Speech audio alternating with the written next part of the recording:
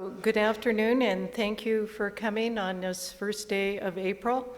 I do want to say just a few words about the term professor, and then also somebody asked me about the word honor and why I titled the series Honor a Professor. As I've been saying since we started the series, professor is an academic term, and it's a term of respect. We never use it lightly. It's a term for certainly a scholar, somebody of well-deserved status. But when you think about the word honor, and I was asked to think about it when somebody recently said, "Why did you title that Honor a Professor?" And the reason I did that is it was a way for me to show respect for faculty at SKC, whom I have the utmost respect for. And so it was a way for me to showcase them and a way for me to honor them. I know faculty here work very hard for very little pay. I sincerely appreciate it, and so this is my way to honor professors. So today we have Professor Mike Dolson, and on his bio he instructs us that he is an enrolled member. He's Pend Oreille of the Confederated Salish, Kootenai, and Pend Oreille tribes. He was raised on a cattle ranch on the west side of the reservation. He continues to live in Camas Prairie with his wife and his 2 children. His BA is in liberal arts from the Thomas Aquinas College in Southern California. He received his Juris Doctorate from the University of Montana and a master's in business administration from Gonzaga. Professor Dolson's been teaching at Salish Kootenai College since 1987, when he was hired to teach developmental mathematics in student support services. And I do know from visiting with Professor Dolson that his real love is indeed mathematics. One of his scholarly interests is also one of my interests, and I know others share that, and that is Chief Justice John Marshall and his 3 decisions that became known as Marshall's Trilogy, which is the topic of his talk today. So Professor Dolson is an intellectual, a math enthusiast, a mentor, a teacher, a colleague, and a friend. I would also add he is a person of great integrity. So please welcome Professor Mike Dolson.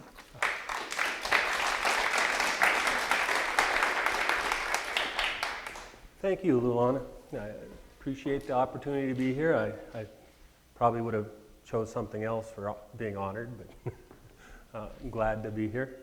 One of the things that took me to law school was I grew up in Hot Springs area, working in the hayfields with Tommy Pablo, and he was our tribal chairman at the time. And so we had plenty of discussions about tribal politics and federal law and how it impacted the tribes. And so it's one of the things that influenced me to go to the university, to the law school. And studying these cases was a primary purpose, to find out more about what was going on in terms of the relationship between the United States and our tribe. I remember so many conversations where Tom would come back with all kinds of interesting issues that he would always seem like he was fenced in by federal law, and I always wondered why. And so I had to find out for myself. And through the years, a lot of people have asked me, well, why haven't you actually practiced law? And it was never really my intent. I wanted to learn more about that relationship that was established between the federal government and the United States. And so today, you get the opportunity to see what I do in class. This is one of the topics that I cover in every history of Indians in the U.S. class that I've ever taught, is to look at the Marshall Trilogy and what these cases mean to the relationship that Indian people have in the United States. And so that's where we're headed. The Marshall Trilogy is a set of 3 cases. Johnson v. McIntosh, that was decided in 1823. Cherokee Nation v. Georgia, decided in 1831. And Wooster v. Georgia, that was decided in 1832. And they're interesting cases because you're you're right at a time when the United States is new. It's very young. They're still trying to sort out what the actual authorities will be through the different branches of government. And so John Marshall becomes very prominent in positioning the court and in its authority. And it's at this time that this battle is going on.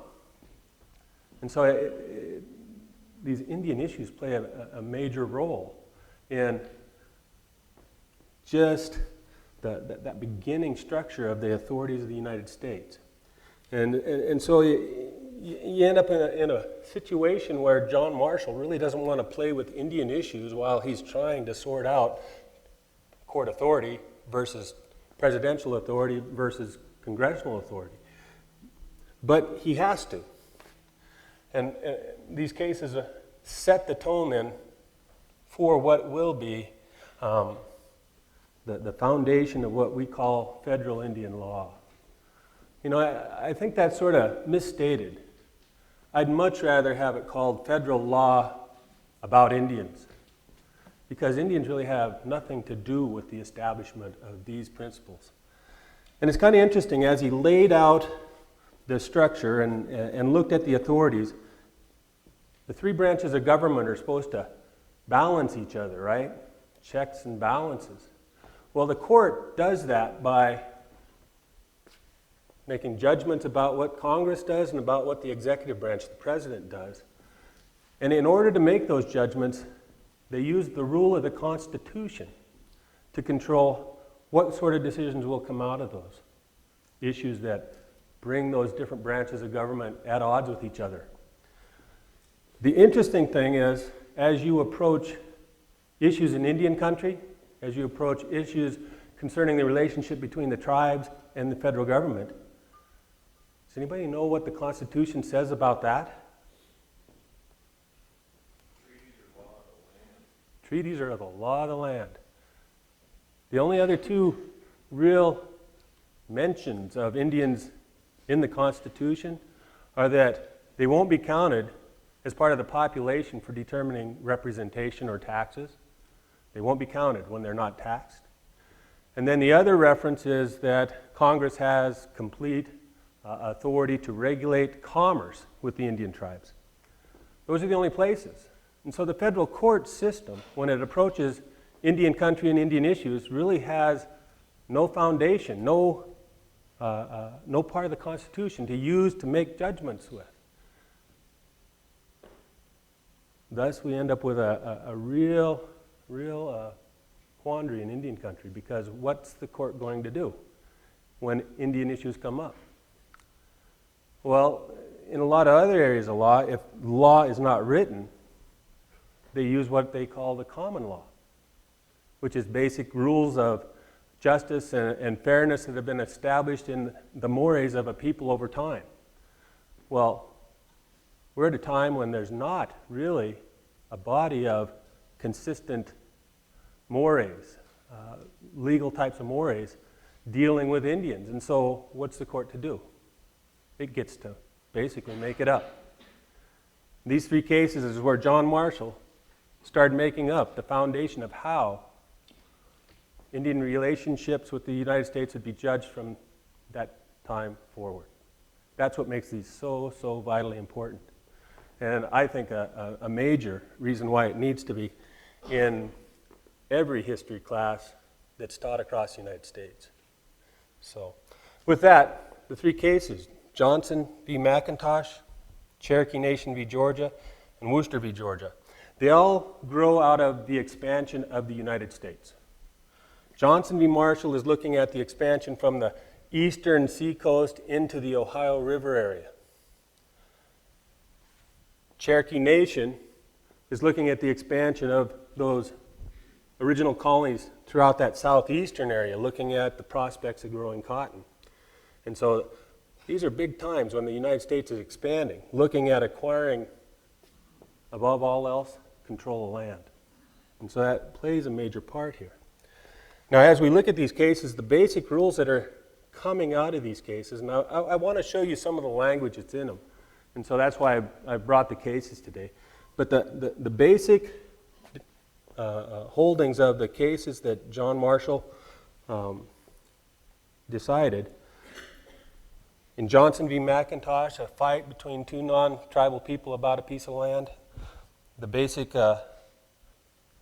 tenets that come back to play a part of the foundation of Indian law are that as you look at Indian country that is contained within the boundaries of the United States, that Indians are merely occupants on that land. They're never recognized as title holders, merely as occupants. That's what John Marshall says. In doing so, he says that any sovereignty that tribes had is diminished.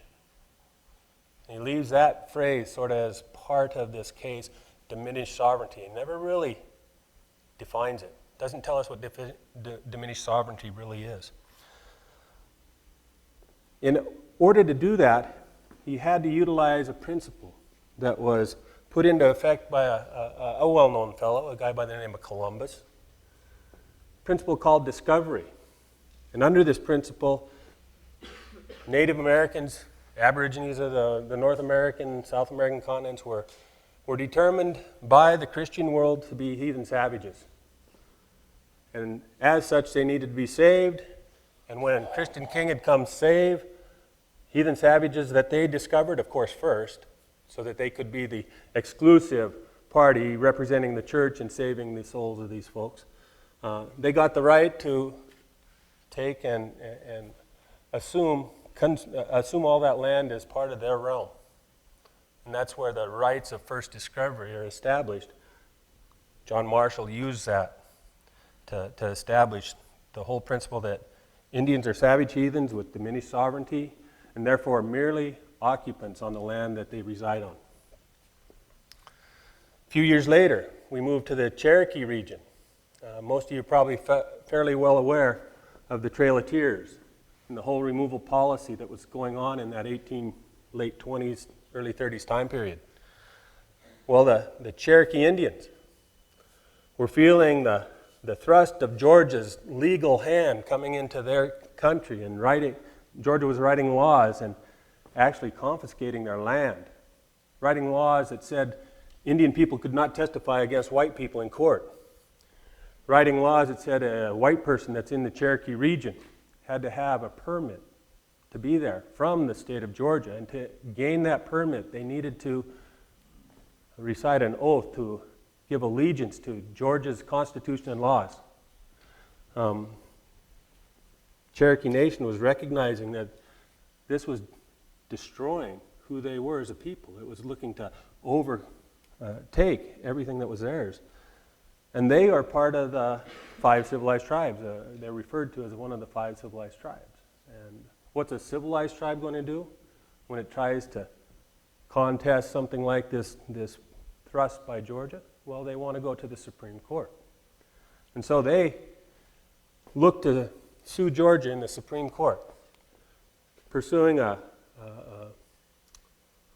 order from the court to stop Georgia from entering and applying these laws across their countryside. Well, John Marshall wrote the opinion for the court that looked at the situation and said, things are happening in Georgia and in Cherokee country that are pretty awful, but before we can actually look at this case, we got to ask a question. Can the Cherokee Nation actually sue Georgia in the Supreme Court? That was the question that he then asked. Can the Cherokee Nation sue Georgia in the Supreme Court? And the basic rule that comes out of this case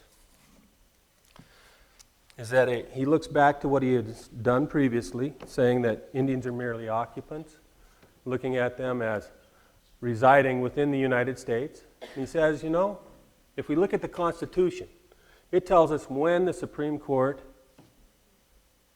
actually has jurisdiction over a case or a controversy. And it only has actual authority to make a decision if it's a case or a controversy between states or the citizens of the states and foreign states, which he means foreign nations, or their subjects or citizens. And so he immediately takes and turns this issue that's the basic overthrow of Cherokee country by Georgia into, well, can the United States Supreme Court do anything about it? He asked the question, well, are the Cherokee Nation actually a foreign nation in the sense the Constitution has actually granted authority for the Supreme Court to do anything about it?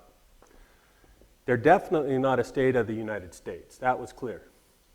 But he said, since they reside on our land, we can't call them foreign. And since they're not foreign, they don't fit within the authority the Constitution gives the Supreme Court to actually hear a case. And so he says, go home.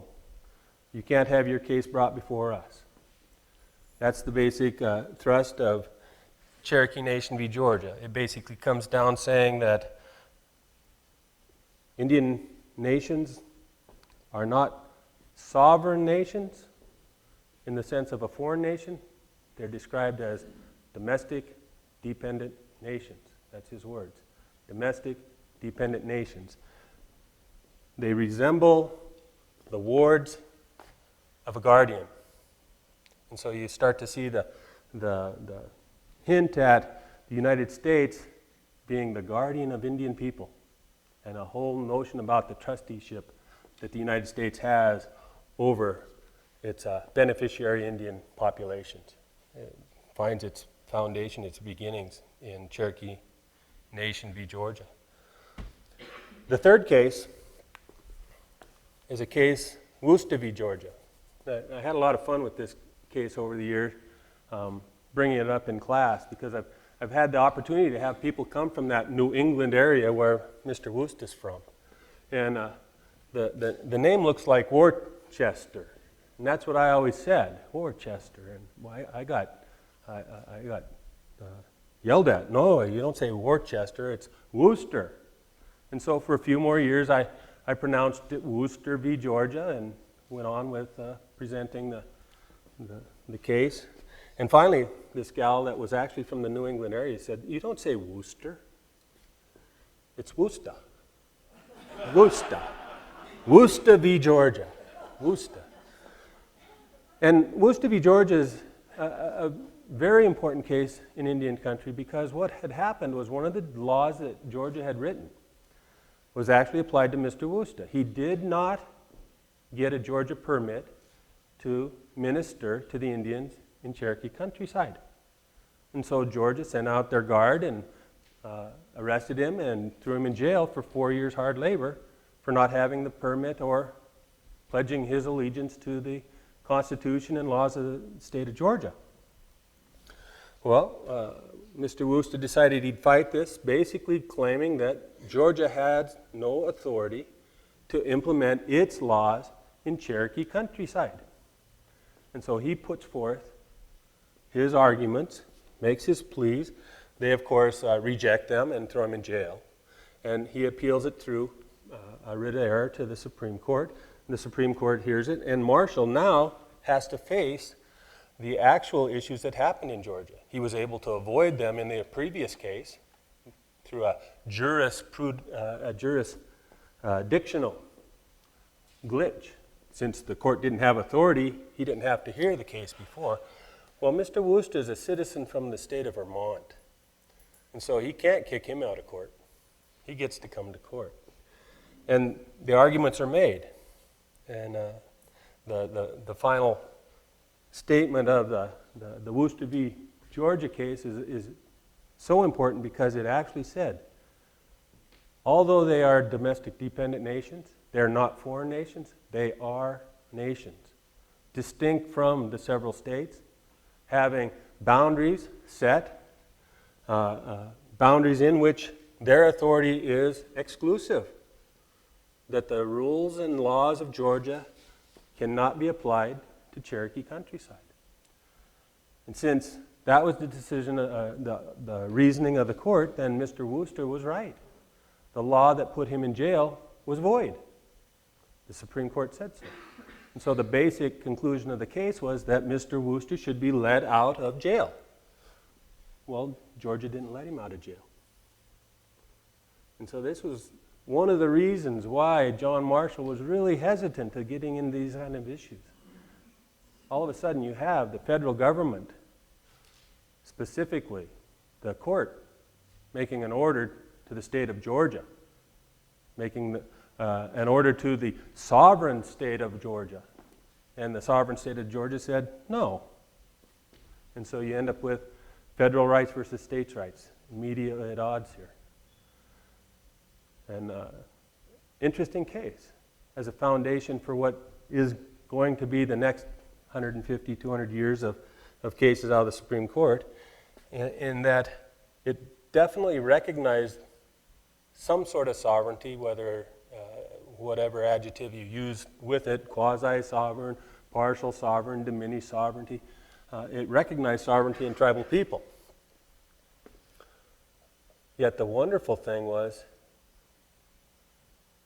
John Marshall couldn't get Wooster out of jail. What would happen if you defied a U.S. Supreme Court order? I think you all know that the executive branch of government is charged with the duty of enforcing any order that comes out of the court. Well, at the time, a fellow by the name of Andrew Jackson was president, and he wouldn't execute the order of the court. Well, what's the case in place for? It's a case looking at the issue of Mr. Wooster being in jail. The whole reason for the case is that Mr. Wooster wants out of jail because the law was void. Georgia doesn't let him out of court. What do? Well, it's kind of interesting, some of the background information. Mr. Wooster and several other ministers were part of this issue, and prior to the actual moving forward with the case, the governor of Georgia had come to them and had offered them a get-out-of-jail-free card if they just forget the whole thing and swear their allegiance to Georgia and get a complimentary permit. And they said, no, we're going to go through this. Well, once it was all said and done and they have their court order in place, they're still sitting in jail. You know what they do? Mr. Governor, remember us? We want that deal. And so they actually made a deal, and the governor pardoned them, which makes the court case actually moot in terms of authoritative value. Court case didn't get him out of jail. The governor did. What makes that truly interesting to me is that if any of you are familiar with cases in Indian law today, whenever an issue comes up, what's the first case that's cited? Wooster v. Georgia. Even though it had no actual legal effect on Georgia at the time, it is now used consistently as sort of the starting ground of measuring the sovereignty of tribes in issues today. That's an amazing irony to me. No effect when it actually comes out of the Supreme Court, yet major effect today. And why is that? Well, I want to reiterate, when the U.S. Supreme Court looks to make judgments about Indian issues, they got to find something to measure them with. What do? They go back to John Marshall, because they don't have a constitution to do it with. The Constitution is pretty silent when it comes to relationship with Indians. They tortured and tortured the one place that the Constitution mentions Indians, where it says Congress has the right to regulate commerce with the Indian tribes. They torture that to death, trying to find every authority to take sovereign control away from Indians with that power. And the courts have finally rejected that, saying that's not how you do it, even though they've used it over time. So, if anybody's got questions along the way, please feel free to step in here with a question. Given that background, I'd like to show you some of the language that actually comes out of these decisions. Again, to reiterate, Johnson v. McIntosh was a case about two individuals in the Illinois area fighting over a piece of land. And it basically started the whole thing, saying that discovery happened, giving title to the discoverer, that Indians were merely occupants, therefore having no right to sell land. One of the individuals in the case said, I own this because I got it from Indians. Well, he lost the case because he got it from Indians. That's what Johnson v. McIntosh is about. The Cherokee Nation were suing the state of Georgia to try to push them back out of their invasion of their country with all their legal tools. They got thrown out of court because they weren't a foreign nation. They were a domestic, dependent nation. In Wooster v. Georgia, finally we have a person thrown in jail because of those laws Georgia imposed through Cherokee country. A person who actually was willing to pursue the case, won the case, and still didn't get out of jail. So, with that, I'd like to show you a little the language. This is the first case, Johnson and Graham's Lessee v. William McIntosh. Interesting, there's quite an interesting background about this. The very first part of this I got highlighted in blue. It's all the preliminary writ of error showing that it was actually brought to the Supreme Court properly. Now I can't control this. There. Finally, I get to where Chief Justice Marshall delivers the opinion of the court. And I'm going to share a small paragraph out of each case with you first, and then I'll come back to some more language given we have some time. As I present these cases in class, it usually takes 2 or 3 classes to look at all this language, so I knew I wouldn't get through most of it in an hour today. But we can get through a few things, and some of the more important things. Let's see. Yeah, I'll come back to that one. That one's kind of interesting. But I want to get to the conclusion here. Make sure I find the right spot.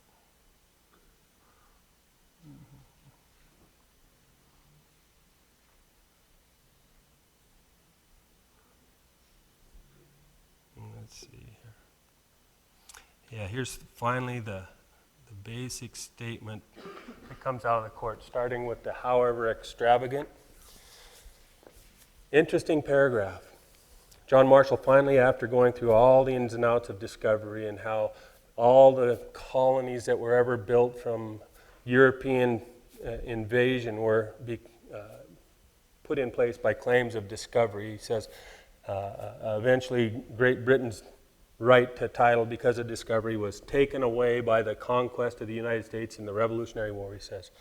However extravagant the pretension of converting the discovery of an inhabited country into conquest may appear, if the principle has been asserted in the first instance and afterwards sustained, if the country has been acquired and held under it, if the property of the great mass of the community originates in it, it becomes the law of the land and cannot be questioned.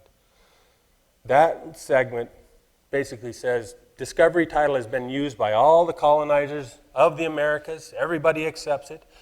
They have granted land to all of their subjects, their citizens, their people under those notions. So all of that ownership of land depends on the whole notion of a title in that original king by discovery. And so he says if everything's been made that way, it becomes the law of the land. Nobody can question it. And he moves on to this red section. So too, with respect to the concomitant principle that the Indian inhabitants are to be considered merely as occupants, to be protected indeed while in peace in the possession of their lands, but to be deemed incapable of transferring the absolute title to others. And so that's how Mr. Johnson lost his case. He said he purchased the land way before McIntosh got it from Indians. Those Indians were merely occupants. If you're renting a place, can you sell it? When you might have rights of occupancy because of your rental agreement, but you don't have that absolute title that he has just recognized in the United States.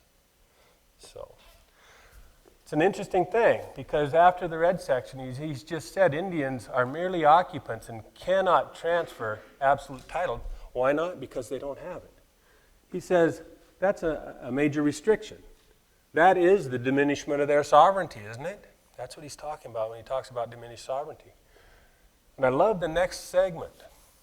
That diminishment of their sovereign power. He talks about that in this next segment. He says, however, this restriction may be opposed to natural right and the usage of civilized nations. I'm going to stop there for a second. He just said the restriction that he has just put in place is against natural right. That's an amazing thing to me.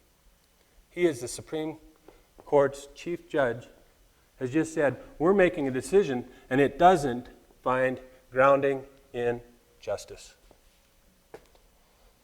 And it's opposed to the usage of civilized nations. You don't do this to real people. This is a restriction that they're applying, and you don't do it to real people. Who's he doing it to? It's the interesting thing. Then he goes on, he says, yet if it be indispensable to the system under which the country has been settled. Everybody that's part of the Christian civilized world owns their land because of the rights of discovery. It's indispensable. If I was to overturn this, I'd have to take that ownership away from everybody. Can't do that. It's indispensable to the system under which the country has been settled. And then he says, and be adapted to the actual condition of the two people. It may perhaps be supported by reason, certainly cannot be rejected by courts of justice.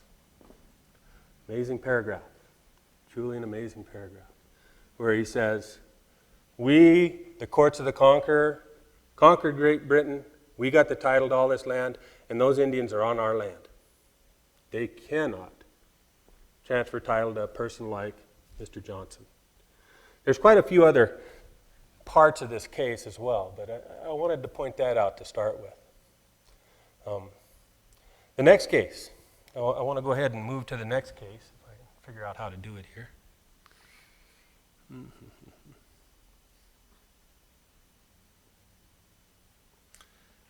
I guess I can just get rid of this one for a second, and Cherokee Nation V, Georgia. And again, I've highlighted part of it as the preliminary stuff, and then we'll get to John Marshall's decision here. Let's see. Yeah, he's looking at all the ugliness that Georgia's doing in Cherokee country and says, well, wait a minute. Does the court, I need somebody with smoother fingers than I have. Has the court jurisdiction of the cause? That's the very first thing he says up there. And then I want to find the one paragraph.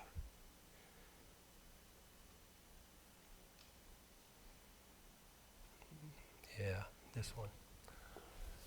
He finally comes down and says, though the Indians are acknowledged to have an unquestionable and heretofore unquestioned right to the lands they occupy, until that right shall be extinguished by a voluntary cession to our government, yet it may well be doubted whether those tribes which reside within the acknowledged boundaries of the United States can with strict accuracy be denominated foreign nations. And that's the question at hand. The court has authority to hear controversy, a case, if they are a foreign nation or if they're a state. They're clearly not a state, and so the issue is, are they a foreign nation? He just said, no, of course they're not a foreign nation. They may more correctly perhaps be denominated domestic dependent nation. They occupy a territory which we assert a title, independent of their will, which must take effect in point of possession when their right of possession ceases. Meanwhile, they are in a state of pupillage. Their relation to the United States resembles that of a ward to a guardian. And since they're not a foreign nation, John Marshall said, go away. You can't come in here with your case. We're not allowed. The Constitution doesn't allow us. Interesting language.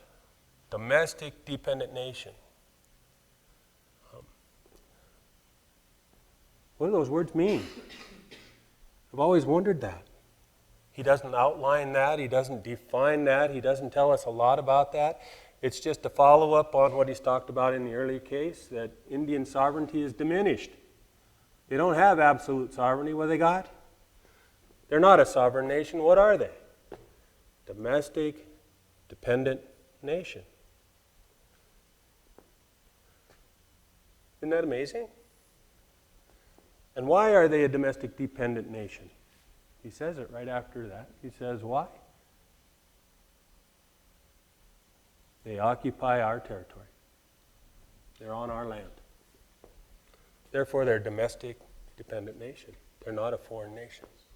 They're on our land.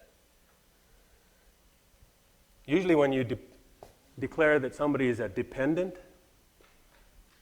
you do that through an order of a court that actually looks at the facts and asks if there's a real dependency. Well, why are these folks domestic dependent nations? Because they're on our land. I always found that interesting. First case was about land. This one's decided basically because of land. It's all during the era of expansion into the Ohio River country and down into the southeast. All about land. And then I want to go ahead and move to the third case. And some of the language that's there. And Wooster v. Georgia. Samuel Wooster.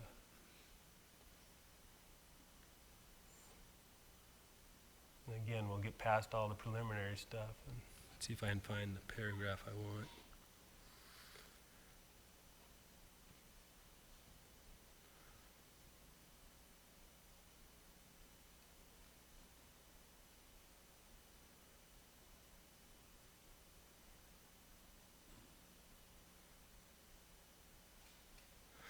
Yeah, this finally is when he's looking at whether Georgia has a right to implement their laws in Cherokee country, he looks at the question of, are they actually a sovereign nation in some respects, at least to be independent of the states, and he concludes that with, Cherokee Nation then is a distinct community, occupying its own territory with boundaries accurately described, in which the laws of Georgia can have no force, in which the citizens of Georgia have no right to enter, but with the assent of the Cherokees themselves or in conformity with treaties and with the acts of Congress.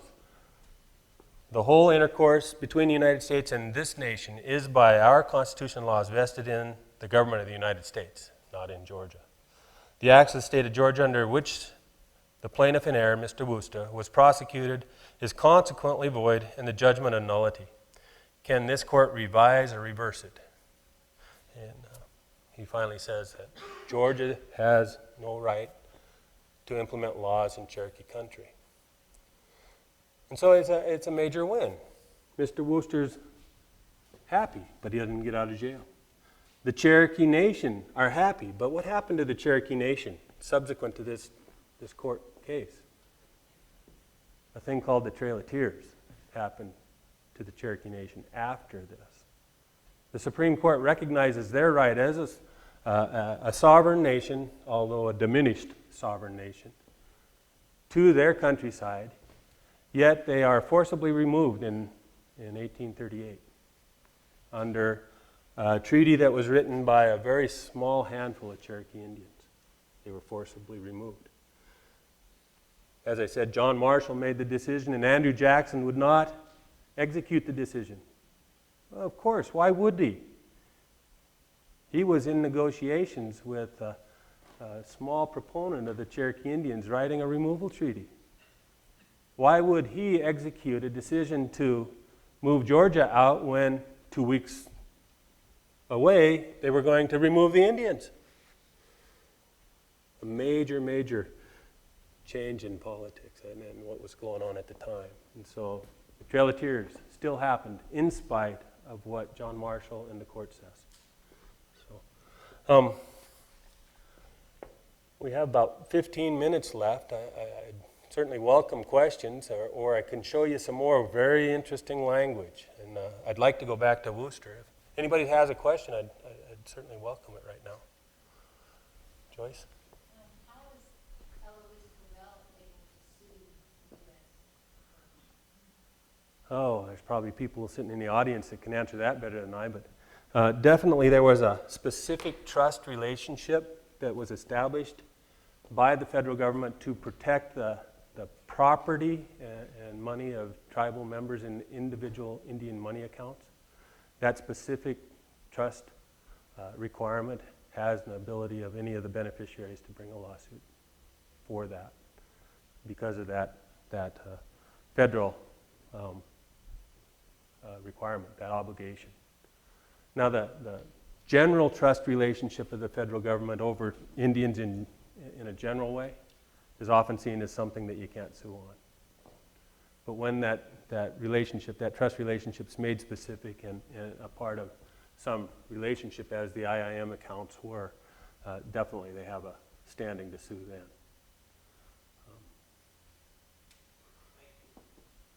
Matt? Did Marshall have any personal experience with Indian people at all at the time he was making his decisions and thinking about this? Well, it's kind of interesting. I don't know how much contact he had with Indian people. I can't answer that. In the first case, where there was a fight over a piece of land, it's truly interesting.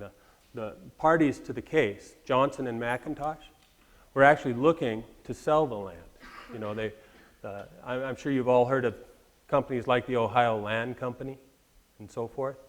Well, it's kind of interesting. A fellow by the name of Stephen Newcomb did a little research on the controversy, and he came to find out that in fact there was no piece of land that was in contest. That in fact Mr. Johnson owned so many, or had possession of so many titles of Indian origin, that he wanted to prove that Indian title was valuable in the U.S. court system so that he could secure these titles to sell. And so the case was all brought for the sake of perfecting these titles from Indian people. Well, John Marshall's dad also was a land speculator. And he held well over 200,000 acres of land, contrary to the interests of other folks who had titles by Indians, or from Indians. And so there's some interaction. I don't know how extensively personal interaction was there. I can't answer that. I don't know. But Mr. Johnson sort of went into a loaded situation. Am I out of? You're out of juice. Out of juice.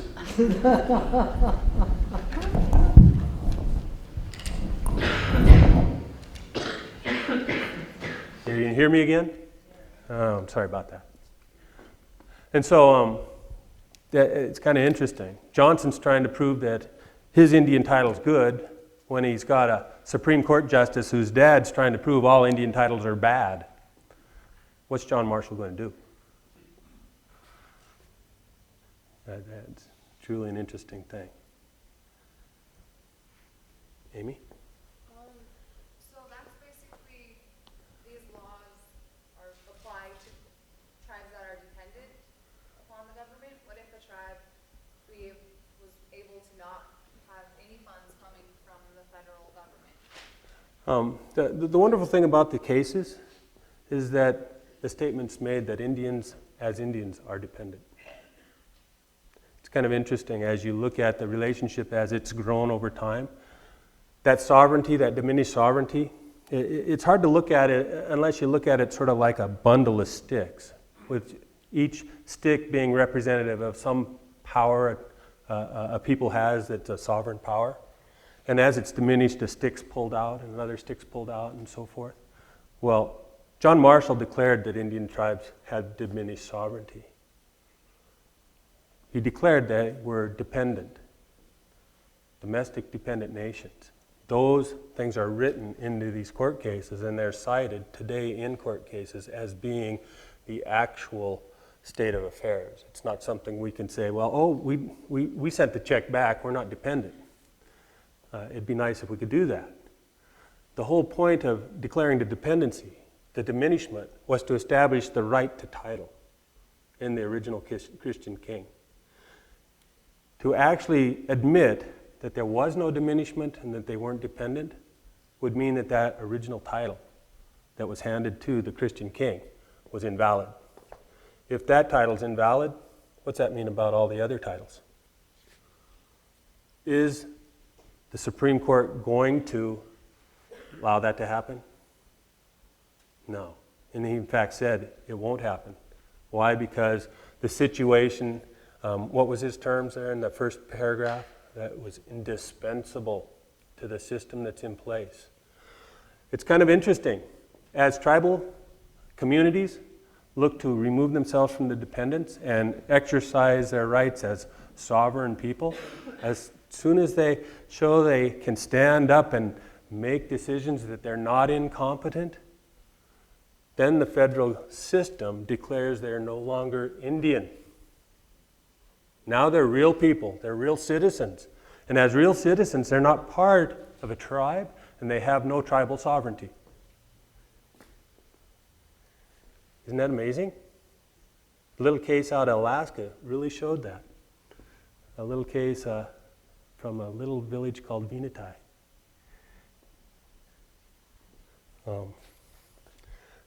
When they established the Corporation of Alaska, they were trying to avoid the situation of having tribal sovereign control of different sorts. They wanted corporate activity to basically overcome all of the sovereign sorts of notions. On the discovery of the immense continent, of this immense continent, the great nations of Europe were eager to appropriate to themselves so much of it as they could respectively acquire. Its vast extent offered an ample field to the ambition and enterprise of all. Hey, kings, there's plenty of it. Don't worry. You don't have to fight. And the character and religion of its inhabitants afforded an apology for considering them as a people over whom the superior genius of Europe might claim an ascendancy. The potentates, that is, the kings of the Old World, the Christian kings of the Old World, found no difficulty in convincing themselves that they made ample compensation to the inhabitants of the New by bestowing on them civilization and Christianity. We're bringing you Christian civilization, and we're giving that to you to supplant the heathen savageness that you have, and that's ample compensation. And in exchange for that compensation, they expected unlimited independence, the right to adopt that whole region into their realm, to be the king over it all. But as they, the Christian kings, were all in pursuit of nearly the same object, they all wanted the same parts of the land. It was necessary, in order to avoid conflicting settlements and consequent war with each other, to prevent war between these Christian kings. We needed to establish a principle which all should acknowledge as the law by which the right of acquisition, I always love that, highlight that, acquisition. These Christian kings are about acquiring, and this is regulating how they acquire. A law which regulates the right of acquisition, which they all asserted should be regulated as between themselves. This principle was that discovery gave title to the government by whose subjects and by whose authority it was made against all other European governments, which title might be consummated by possession. The exclusion of all other Europeans necessarily gave the nation making the discovery the sole right of acquiring the soil from the natives and of establishing settlements upon it. It was a right with which no Europeans could interfere. It was a right which all those Christian kings asserted for themselves, and to the assertion of which they all assented the right in others. I kind of think that summarizes what the whole idea of the doctrine of discovery is. It comes out of a couple of different papal bulls that were written by the Pope for the King of Portugal and the King of Spain. So, what is discovery? It's to be the first Christian king to find a place that doesn't have presence of Christianity. What right does it give you? In the eyes of the known Christian world at the time, it gave you the exclusive right of carrying the word of the church there and bringing Christian civilization to those heathen savages. With that came the opportunity to make that region part of your realm and subject all that was in it. And that's basically what discovery is in the eyes of John Marshall and the court. Other questions? Yeah, sir. Were minority opinions written as well as the Chief Justice at that time? There are a couple of other opinions on the last two cases, not on the first. And so I'm believing the first one was a unanimous decision. There's a couple concurrences on the second one, and there's two people in dissent on the third one, actually. So the opinions of the justices matter, but it's the majority's opinion that is the actual word of law. And so that's where, in these instances, Justice Marshall wrote that opinion down. I was amazed to find out that in his tenure, which was 34 years with the court, he probably penned the actual opinion for the court in half of the court cases he sat on. And so with 9 justices, I would have thought they would have been more spread out. But he thought it was important enough that he himself did that. Kind of an interesting thing. Other questions? Yes, sir. Are these holdings from these 3 cases, are they currently the influential direction or has there been significant? There's been a lot of move away from the actual statements of them as such. To say that there's no, what's the right word, no authority of the state on tribal lands is not accurate today. There's been a, but it, I would say not major, but not necessarily minor. Significant changes have happened in the admission of state authority within the jurisdiction of tribes. Definitely, there have been changes, but the beginning point that is always stated in every one of the cases is Wooster v. Georgia. Always happens. So, yeah, there definitely have been changes along the way. We have a class of federal Indian law where we talk about those. Certainly welcome. No, it's true. This is the foundation of that first general trust attitude. If you declare something dependent, then it needs to have somebody taking care of it, right? Protecting it. I was just thinking today as I was leaving the house, I was looking out at the corral and I got a pair of horses out there and they're both looking at me. Are you going to come feed me? Are you going to come feed me? You know, when you start looking at dependency, there's always a responsibility tied with however that dependency is established. And so I think you're exactly right, Robert, in saying that that trust scenario is established, that very first attitude of trust. In that Christian king that says, I'm going to control your realm, I have a responsibility to you as dependent people, no doubt.